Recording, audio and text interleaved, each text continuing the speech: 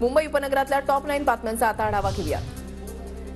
मुंबईत हवेच्या गुणवत्तेमध्ये काहीशी सुधारणा, महापालिकेनं ठोस पावलं उचलल्यानं हवेचा दर्जा सुधारला। मुंबईत कॉटन ग्रीन स्टेशन राम मंदिरातून श्री पांडुरंग पालखी दिंडीचं आयोजन। कॉटन ग्रीन स्टेशन राम मंदिर ते वडाळा प्रति पंढरपूर विठ्ठल मंदिरापर्यंत दिंडी। मुंबईमध्ये गेल्या वर्षामध्ये 2,50,000 नवीन वाहनांची नोंद। मुंबईमधल्या वाहनांची संख्या 46 लाखांच्या घरात। अनधिकृत फलक लावणाऱ्यांसह छपाई करणाऱ्यांना मुंबई महानगरपालिकेची नोटीस। सुशोभीकरणाला अडचणी येत असल्यानं पालिकेकडून नोटीस।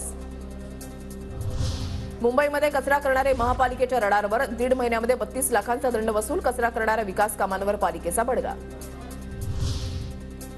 कांदिवली बोरिवली दहिसरमध्ये 9 जानेवारीला कमी दाबानं पाणी पुरवठा। बोरिवली टेकडी जलाशयाची संरचनात्मक तपासणी केली जाणार।